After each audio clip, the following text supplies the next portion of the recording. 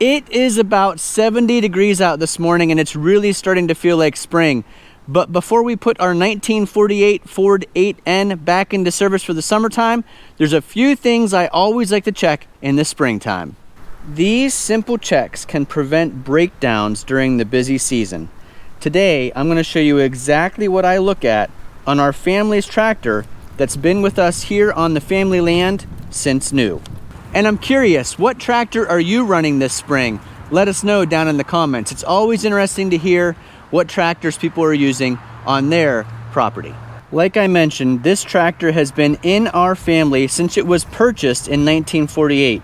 So keeping it maintained properly is really important to us. One of the first things I check in the springtime is the tire pressure. I like to run my rear tires on our Ford tractors at 12 psi. So it's handy to have a nice little gauge that reads easily that 12 psi rating. Now, a couple of tips though, in both checking the tire pressure and refilling the tire. In the case of our Ford 8N tractor, our tires are filled with fluid up to about the 75% level. So that means I need to get the valve stem up at about 12 o'clock top dead center so that when I'm checking the air pressure or refilling with air, I'm not letting that fluid out of the tire into my pressure gauge or flowing back through that valve stem that could cause damage to the valve stem parts. So again, great to check the tire pressure, but only do it when your valve's at the very top and you're not letting that fluid come into the gauge. On our tractor, the valve stem is actually on the inside. So you can see here, I would want to back up a little bit to get this valve stem up to the top. And it becomes a little bit difficult to check up there. That's why I like to use a more compact tire pressure gauge to check the pressure. Sometimes you can tell just by looking, like we can at this tire, that that tire is low on pressure, but always check with your gauge. In a future video, we're going to be talking about what causes this to happen, all this rust, especially around the valve stem. The reason it's important to check that tire pressure is because that's what gives you your traction and gives you long tractor tire life on your tractor. Having too much pressure is not good. Having too little pressure is not good. That's why I stick right around that 12 psi mark. Because we'll be talking about it in the future video, I'd like you guys to leave a comment down below. If you run liquid ballast in your tractor tires like we do, are you using rim guard or beet juice, or are you using water because you live in a southern climate, or are you using windshield washer fluid, calcium chloride?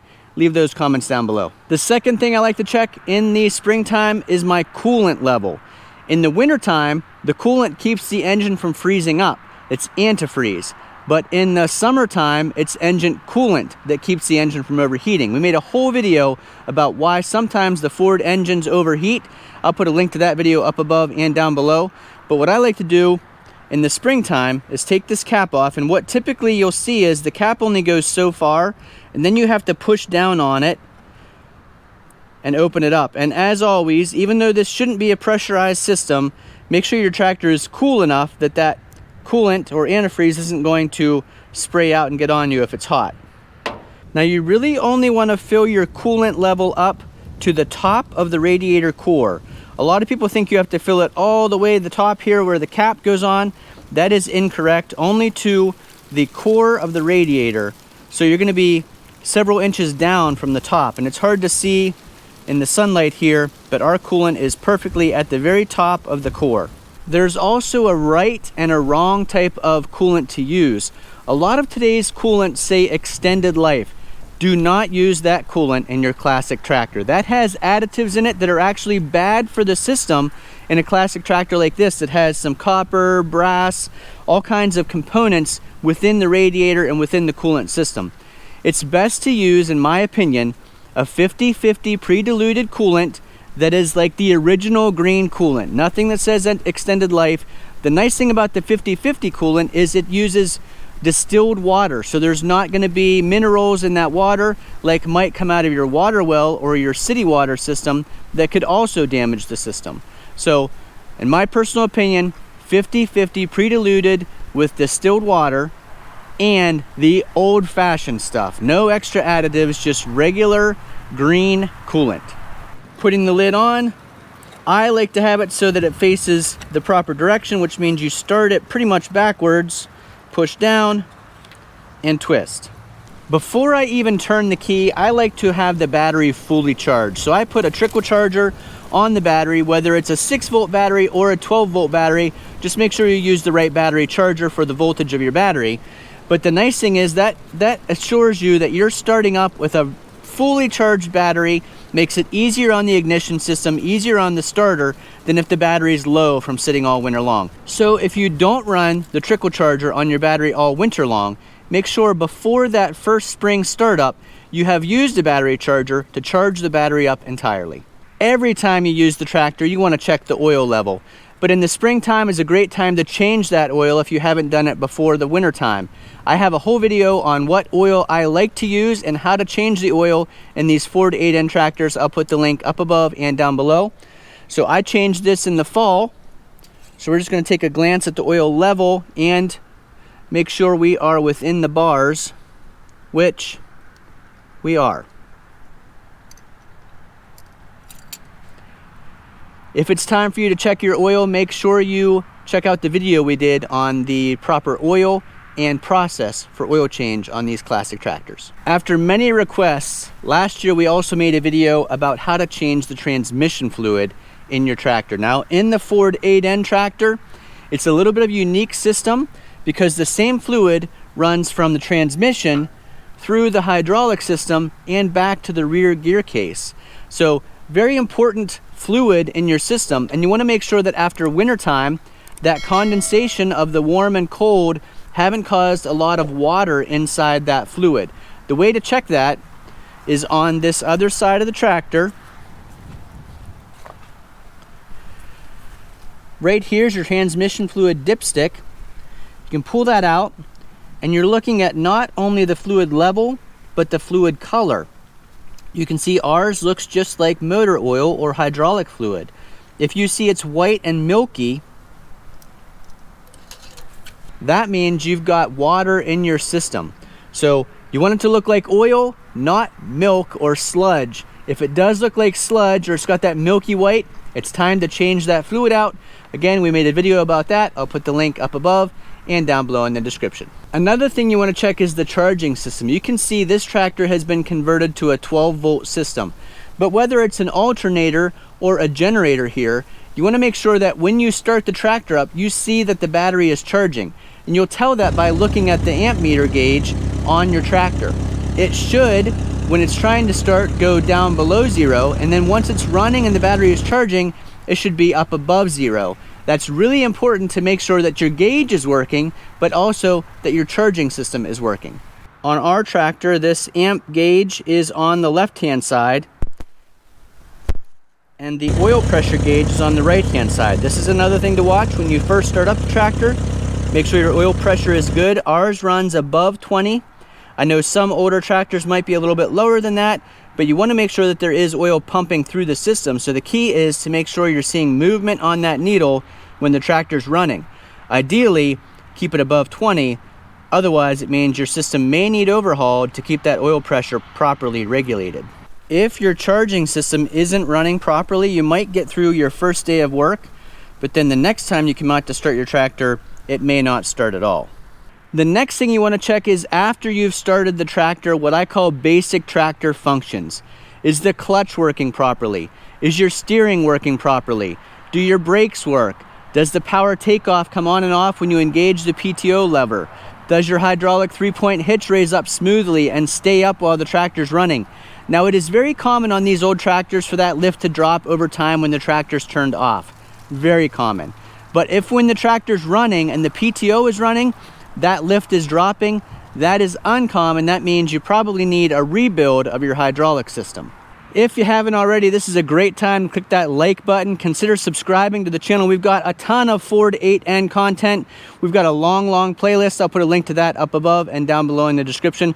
And if you like information about these classic old tractors like our Ford 8N, make sure you click that subscribe button. It doesn't cost you anything, and we'll have a lot of fun along the way. So my clutch is in. Gonna put it in first gear, which is up and to the right.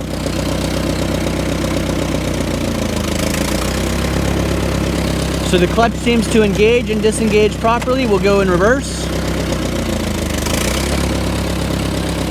Everything seems to work properly there. The other thing I'm checking at the same time is the brakes.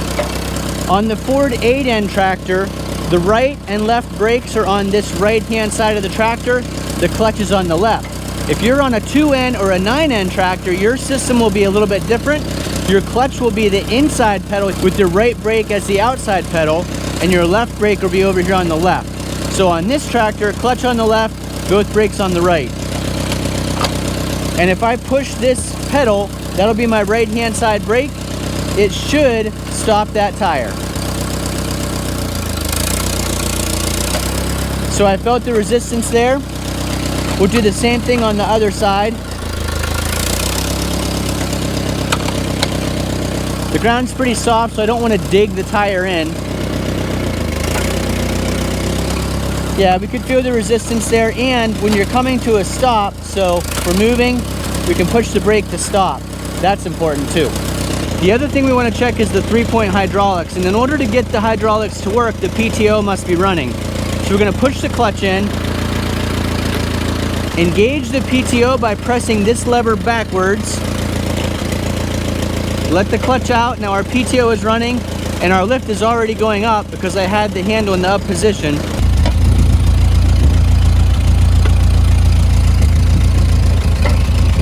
So while the PTO is running, I can lower by adjusting the hydraulic touch control, and I've got a whole video about the hydraulic touch control and position control versus draft control on this mysterious little lever under the seat. When you raise your hydraulic touch control, your lift should raise up.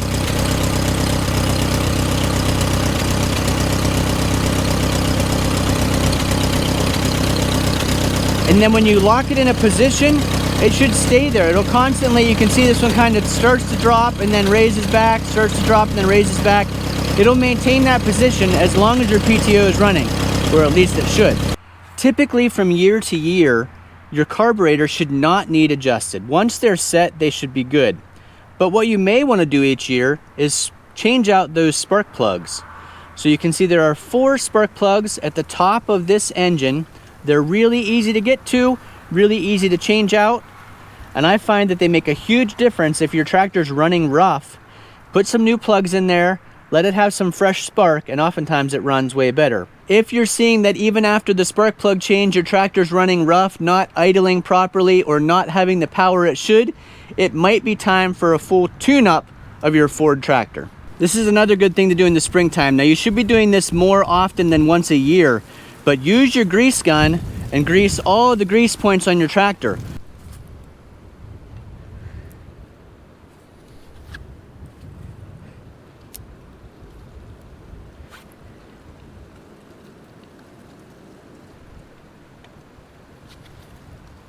The key to keeping a tractor running for a long time is proper maintenance, and that's not only oil changes, and that's not only using the right fuel, which I recommend ethanol-free gasoline.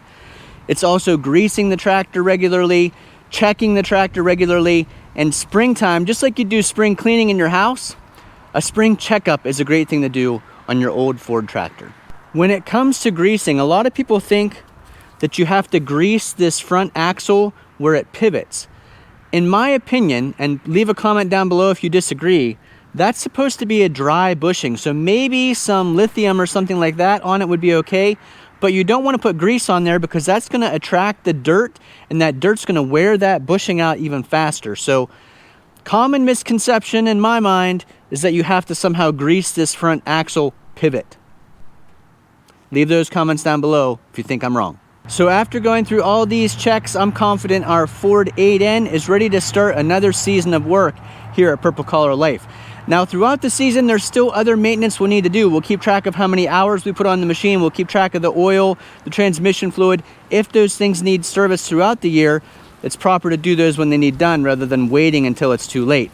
Hopefully you found this video informative and entertaining. Again, leave those comments down below, and hopefully we'll see you again the next time. One way you can tell it's the start of spring, the ground is no longer frozen on this top layer, and the tractor easily ruts it up.